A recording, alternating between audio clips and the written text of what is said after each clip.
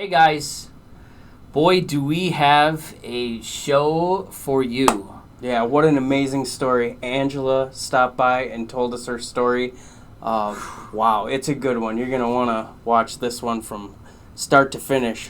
She was amazing and just knocked it out of the park. Oh, absolutely. There is relationships, treatments, jail, shots fired. I mean, it's everything in this story. Definitely want to stay tuned in. What amazing story of strength and perseverance and just what the grind is all about, with just sticking in there. So, man, thank you to her for stopping by. Yes, you guys are going to love it. And our shirts, Romney's Prayer Warriors, a good friend of ours, good friend of recovery, amazing human being, got in a motorcycle accident, and we just ask that you guys keep him in your prayers, thoughts and prayers. And if you would like some shirts, where can they go to get those? Just go to Our Recovery Life group and message us, one of us on Messenger, and we'll put you in contact with the people that you need to be in contact with. And on that, roll it.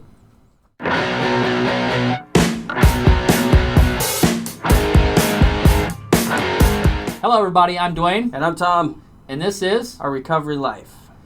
This week, we have a special guest, Angela. She's going to tell her story, and we could not be more happy and grateful that you took time out of your schedule to come and tell us about your story. Thanks, Dwayne. Yeah, thank you. Thanks, Tom. So without further ado, let's, what do you think? Let's go back to where it started. Where you started. Yes, where I started. Okay, so kind of going back in time, like 10 years, maybe 20 years, 29 years, maybe. Maybe a little bit longer than that. So I was born in Wilmer. I have two older brothers, mom, dad, two older brothers. I'm the baby. I'm the only girl. That kind of plays a role later on in life. But I was born in Wilmer. We moved a couple different places growing up, small towns, Cosmos, Dodge Center. We winded up in Brainerd when I was about 10 years old. And when I was about 10 years old, we stayed in Brainerd until a long time. So I have two older brothers. One's 4 years older than me. One's 16 months older than me. My dad was a salesman. I know, right? You're like, oh, I like him already. He's like a good guy. I like him. You didn't know that about my dad, No, did you? I didn't. All right, well, there you go. He was a salesman. He sold a lot of land and cabins up there. Yeah, anyway. So I started, let's see. I started using when I was 13. And it wasn't like I just was like, oh, I'm using. It was like, oh, I'm going to smoke cigarettes. And so I used to go out on the street corner of the school I went to, which was Franklin, and it was called Smoker's Corner. And it was I've like, heard of it. Yeah, you have, haven't you? And it was like not the cool kids, but the cool kids. Okay. So to me, they were the cool kids because I was drawn to them. I don't really know why. And I look back now and I'm like, why was I so drawn to? Because I did really well in 5th and 6th grade and 7th. I did okay. Like it wasn't like it was kind of like this slow progression towards the bad kids. And I don't know how else to say it, Yeah. So anyway, and that's where I started, on the Smoker's Corner, smoking cigarettes at the age of 13. That just sounds so ominous. On the Smoker's Corner. I'm just. But it was that's how it was then, And so that was where, and then I started smoking weed at the age of 14. And this was what was really weird, is because I was a dancer. Mm-hmm. And I was a dancer pretty much my whole life, from the age of 7 until I was 14. And I wanted to be a dancer. So like them commercials where you see like the junkie and she's like in the corner or the street corner panhandling for money, and then that kind of pops up like, I was a dancer once and this was my dream. Like literally that was my dream, is that I wanted to be a dancer and I wanted to be on show business and I wanted to be somewhere famous somehow. And that's what I wanted for life. And I started smoking weed, and from there I started huffing butane, and I actually huffed butane God, are my kids going to watch this? It's okay. Oh, yeah, anyway. In the dressing room of my dance studio, and that's how I got kicked out. Mm. And I guess I don't really talk about it, but that's literally where that progression in my life had started, and not really knowing, like, what was next. My mom didn't really know what to do. I really had the white picket fence, mom, dad, brothers, and then there was me. And I was like the black sheep, but at that time I was the baby, the only girl, and I could do no wrong. And so it was just this progression of behaviors that came from that moment. I started getting in trouble in school. I started skipping school. They didn't really know what to do with me. And I would just lie and cheat and steal. And literally that's how my life was for a really long time. And at the moment that I was doing it, I didn't really realize that what I was doing was progressing into an addict. Okay, I didn't even really know what an addict was at that time, and I didn't know, and my parents didn't know, and like we didn't talk about it in like public or there was no therapy. I did go to therapy, but we didn't talk about the underlying issue is that I was a drug addict at a really young age, and that them were the behaviors that came with it. And so at 14, 15, I did a lot of, getting in fights, skipping school, doing things I shouldn't be doing. My brothers kind of backed off from me. Unfortunately, my brother is older than me, and he was known as Angie's big brother. And so, like, I was well known in probably the wrong manner, but he was like, no, that's my little sister, kind of thing, because he didn't understand why that's how it was, and he was always a grade ahead of me. And so when I got into high school, I was in Just for Kicks too, but when I got into high school, I was like, I'm done with all that, because literally my transformation of friends went from this to this. And it was like a slow progression, but it was, and some of my friends that were over here with me, they started using too, and so it was just, and people don't understand, like, when you change your people, places, and things, that makes a huge difference. And so, like, when my kids change their people, places, and things, I'm like, boop, back up. You are who you hang out with. Yes, let's rein that in a little bit, because why are you changing friends, right? So when I got into high school, I got kicked out of Brainerd, and I had to go to Pillager, and then so I drove to Pillager every day, and I remember I was like 17, I was a junior, and my principal told me one time, because I stole the school passes from his desk, because I was in there and I got in trouble. So why not? Might as well make it worth the time. Right.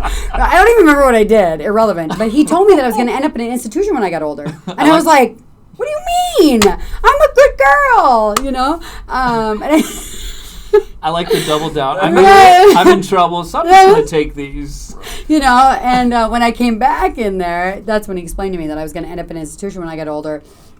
What did he know? What did he know? Right. What did he know? Well, he knew a lot, and I just was like, you don't know what you're talking about. I'm going to be this, this, and this, and I was none of this, this, and this, So I quit school. Shortly after that, I was, a quarter of the way through my senior year when I quit school. And it was because of the choice of people who I wanted to hang around. And here's my parents, like, literally it was a white picket fence. That was my life. And I didn't have a white picket fence, but the whole, analogy that the white picket fence. Mom, dad, brothers, dog, cat, me, white picket fence. We go to church. We don't talk about our things. And that was the generation I grew up in. And so because of that generation that I grew up in, like, me being an addict, they didn't even understand what an addict was. As in my kids growing up in this generation, that's the first thing we talk about. Is that, okay, what's really going on? It's on the forefront. Yes. But then, what do we do? We don't talk about that. And so that was where my parents didn't really know what to do. They didn't know that, like, I was struggling with anxiety. I was struggling with depression. I was struggling with, all these things. I was having a hard time in school, and I just covered it up with drugs. And so I was I was 18 when I quit school. And from there, like, my addiction went, you know, and I would leave home and I would come back, and I would leave home and I'd come back. And I met Jaden's father when I was 19. And Jaden's my oldest. He's 22. I met him when I was 19, and he was from England, and he had this inheritance, and it was like a lot of money. I think it was like 90,000. I'm not really sure. And now we're like, damn, 90,000. Imagine what I could do with 90. I could buy a house right now, or at least I could put a really good down payment on a house right now. You had me at England and inheritance. I know. I like this guy a lot. I bet he, Right, I really liked him. I bet he had a great accent. He had a fabulous accent. Well, love this I guy. fell in love with him. I get it. And we spent his inheritance on crack. And that's when I realized that I was an addict. But here's the thing: I didn't know there was a name to it. I didn't know an addict was there was a name to it. I just knew that I was doing a lot of drugs, and that's kind of what my parents had said. Like, you're just doing a lot of drugs, and you know, I would be gone for months at a time, and I met this man, and we spent his inheritance, and then when I finally did come home, it was Christmas, and my mom, she beat me with this like roll of Christmas wrap because she didn't. It was like she hadn't seen me for so long. She didn't know how to react.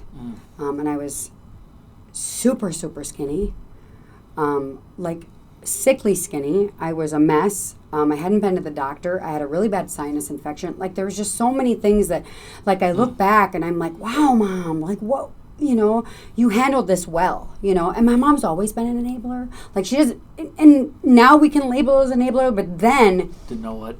Yeah, she was just caring for her kids, you know. And so I came to live with my mom for a little while, and I didn't know how to act. At that point, I didn't even know how to act normal. I didn't know how to get a job. I kind of got a job.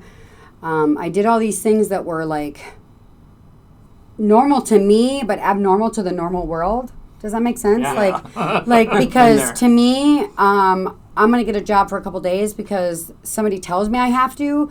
And then I'm not going to go to work anymore because I don't want to go to work because I have better things to do that are hanging out with friends that aren't really my friends. Right. And so Jaden's father was really controlling. And it was like, this is how it was. And I thought that that's literally how life was. And my mom and dad, they fought growing up all the time. But, like, nobody really, I mean, my dad controlled the roost, but, like, my mom really did. You know, kind of a thing. And so I thought that that's how it was. So I married this man. Go figure. I married him because I thought that if I married him, he could stay in the country. Little do you know, it's not really that simple because he was going to get deported. And I was like, whoa, I love this guy. He's got a great accent. I'm in love with him. You know, I want to have kids with him. Not really, but at 19 years old, what do you do? Yeah. You know what I mean? It's like that puppy love. You know, you don't look at the future ahead of you. You're like, oh, well, I'm in love. Stuck in the moment. Yes. And so I married him, and he did get deported. So I found out, so I married him, I kicked him out. I dated another man, and then I found out I was pregnant, and I wasn't sure who the dad was, which happens. And I'm not ashamed of it, you know. And then Jaden was born in 97. And like a day after he was born, Lee got deported back to England for drugs because why would they keep him over here when he's got drug charges? Doesn't make any sense, right? So they deported him. And so he, even not knowing who the father was, even if it was his, he wouldn't have been able to see his son anyway. So I had this little baby boy, and my mom kept telling me, like, your life is going to change. You're going to do things differently. You don't even know how to take care of yourself. How are you going to take care of a kid? And I was like, what do you mean? Like, I have this beautiful baby. Like, I can do this.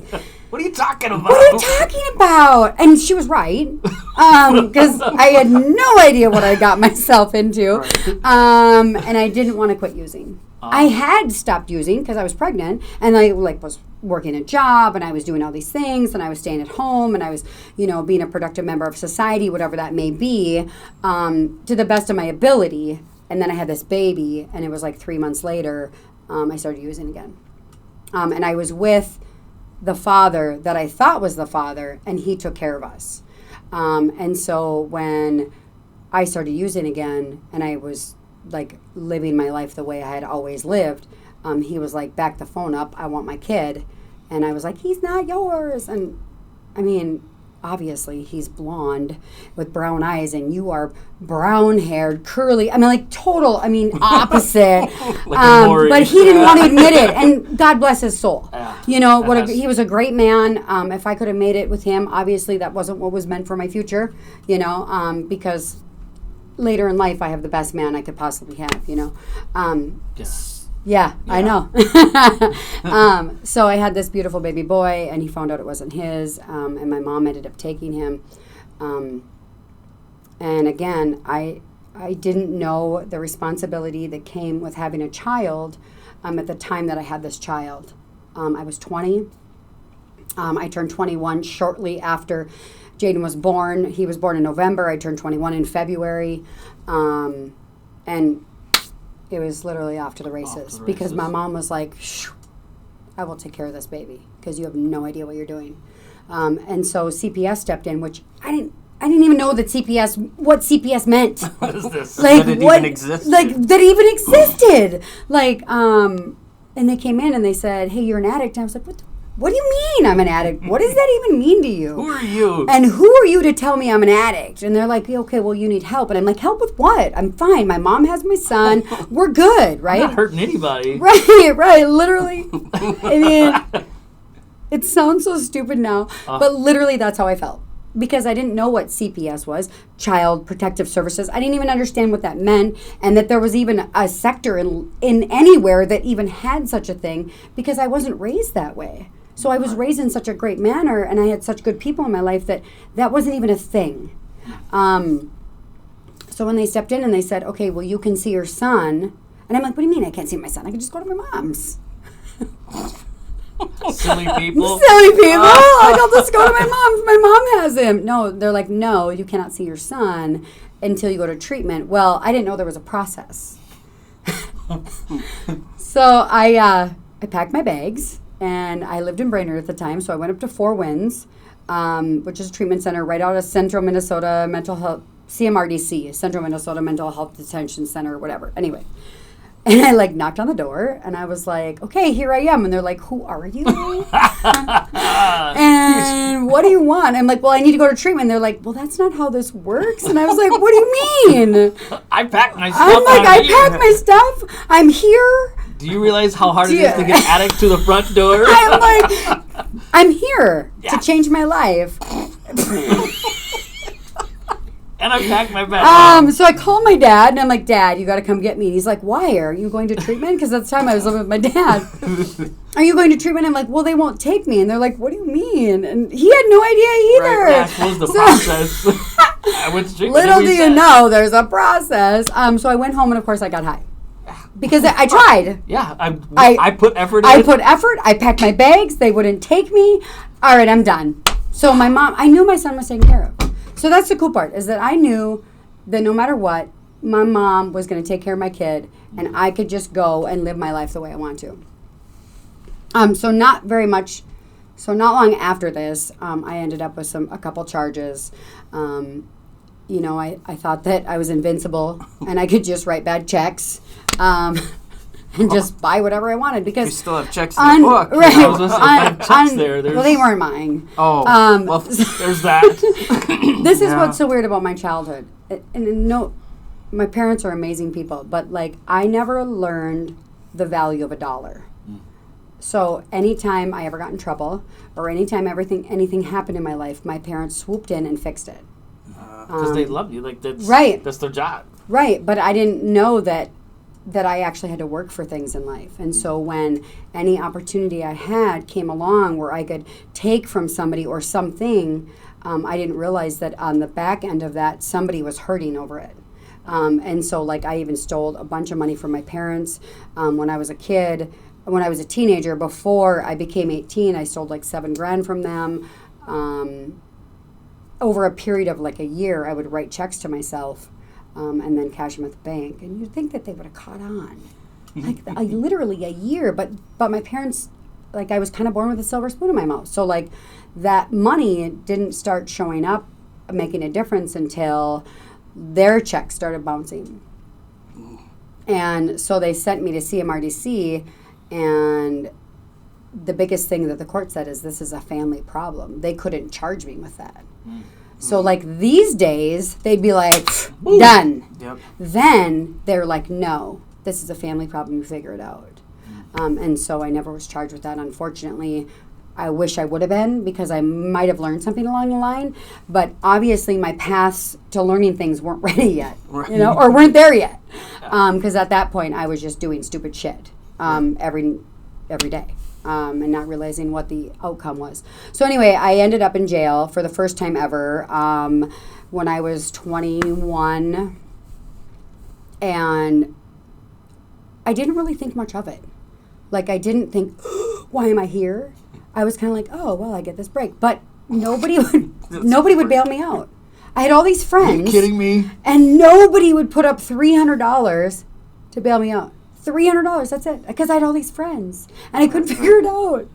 You know? And now I'm like, and then my dad, of course, wouldn't. Because my dad's like, no, you're in the best spot you possibly can be. And from there, they told me you have to go to treatment. And not even on the other side, like, my kid isn't with me. Like, no, you did these crimes because of drugs. And now you need to go to treatment. So they told me I could go to treatment. And so I came to St. Cloud to go to Recovery Plus, because my mom and my kid was living here. And did you pack your bag? I did. Actually, my dad did, because I was in jail. Oh. They were like, no, you have to stay here until your bed is open. So my dad packed my bag, which nothing fit me. I remember that. Do you remember that feeling? Why'd you give me so like, much small this clothes? is not working. So by the time I got to St. Cloud with my mom, I'm like, Mom, like, none of these clothes fit me. And so she took me shopping, because that's the kind of mom she is. Right. She's like, my daughter needs something, I'm going to help her. And she was just excited that I was actually going to do something different.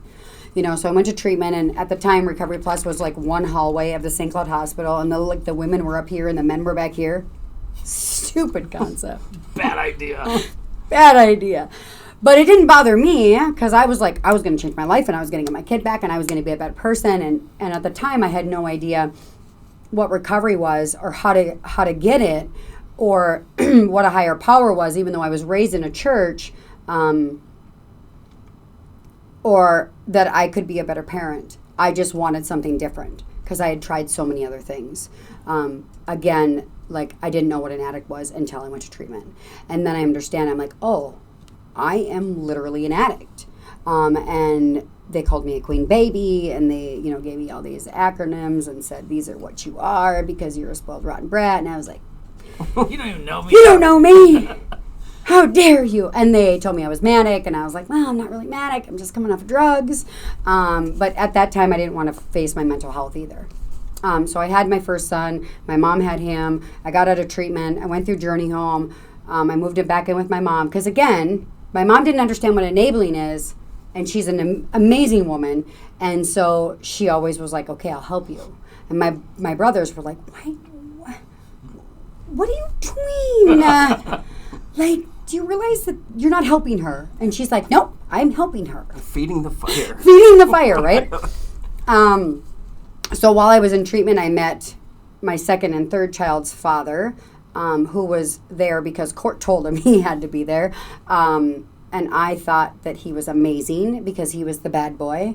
And I was like, oh, I'm attracted to you because why wouldn't I be? Like, that's what I'm supposed to be, right? Because I didn't know how to change my life, but I wanted to just change it a little bit. I didn't want to change who I was because I liked who I was, because I was a know-it-all and I was a big deal and I was all these things, but I really didn't know anything. Later on in life, I realized that I didn't know shit. Anyway, can I say that? Yeah. Okay, all right, just checking. I can definitely relate to that. Right. So, met my second kid's father, fell in love, quote unquote, and had this baby. And while I was pregnant with him, he went back to jail, and I didn't care because I was fine. And my mom was like, "Listen, here's the deal. I'm not taking care of another child." And I'm like, "No, mom, I got this. It's gonna be okay. It's gonna be okay. I got this. I'm good. I'm better now. I'm cured." And she's like, "Okay, but literally, I'm not taking care of another child." I'm like, "No, I'm going to take care of both of them. We're going to be all right, but I'm going to live in your house." Okay? I like this. This sounds good. Yeah. Because I didn't really know how to take care of any kids. And my mom, I'm telling you guys, my mom has a saint. She is like... She sounds like a She saint. is literally... And she still is. Like, she still is. But the cool part about my relationship with my mom now is that I don't need her. I want her in my life. Yeah. Then I needed her because I didn't know how to fix myself, you know. So I had a second child. I attempted to not use, which was always just abstinent. I never really... So when I was in treatment the first time, I went to an NA meeting, and I still remember the person I seen, and I'm actually friends with them on Facebook. Anyway, and I was attracted to the person, not the meeting, right? So I knew that I had to go to meetings, but I didn't really quite understand when or how or what. I was attracted to the people, okay? Because they were like me, right?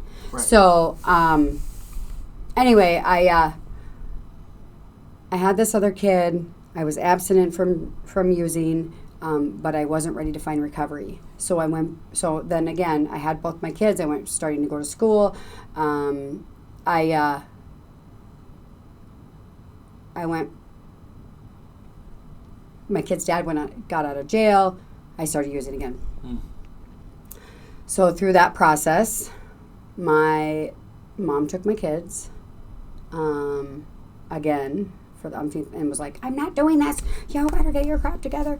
Well, because she had already had custody of them, it was kind of like, okay. So I went off the deep end for a little while, of course, because my kids were okay. I didn't need to worry about them. And so then I went back to jail. When I got picked up at jail, then I was like, "Oh, okay, I'll change my life." And literally, that's that revolving door, right? That's the cycle. The cycle, right? The pattern of events that happen in your life. So you're just going to go balls to the walls until somebody is like, "Oh, you don't have any freedom." And then you're like, "Okay, what can I do to get out?" A little bit of pain, and then, okay, Yes, but I only want to change until the pain stops. Right. Yeah. So, like, I just didn't want to get out. Well, they're like, "No, nobody's going to bail you out." I'm like, "Oh, damn it. All right, well, I'm going to expedite this and try to, hurry up the process of getting sentenced and I sat 45 days and I went to treatment. And so my old clean day was 2/20/02. And I remember that because you don't really, I literally had recovery then. And so I went to treatment. I did well. I went to a halfway house down in Rochester because I couldn't go back to Journey Home because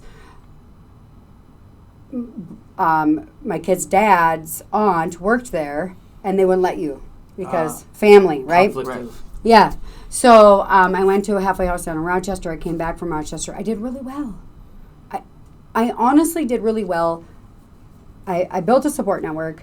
I went to meetings. I did what I had to do. I got back my kids. But there was this piece of me that never really changed, and that's that I never really took care of this. And I really never took care of my mental health because I didn't want to acknowledge that. Because I'm good. I'm a know-it-all. I'm smart. I can take care of my own crap, and I'm fine. But I think that's that generation. I think that's that generation that says, "Nope. I got this. I got this." Instead of, "Hey, I'm a little screwed up here," And I had some trauma that happened to me at a young age. I didn't want to deal with that. I was good. Somebody would bring it up, and I'm like, "No, I'm fine. It happened. We're just going to move on," Not realizing that them are the pieces that now in my recovery, 8 years in, that I'm like, wow, like, let me figure this out, you know. So 2002 was clean for 2 years. I did a lot of work in meetings, and they were my life, and the people that I was around were people that I'd met from them, from the meetings, and I subject myself to literally that kind of lifestyle. The crazy part was I didn't want to put any of the work in. Like I say, I just wanted to be, and I wanted to be a part of, and I wanted to be a big deal, but I didn't want to put any work in. And so in 2004, Yeah, no, I'm like, check. yeah, right. In 2004, my kid's dad got out of jail. Uh-oh.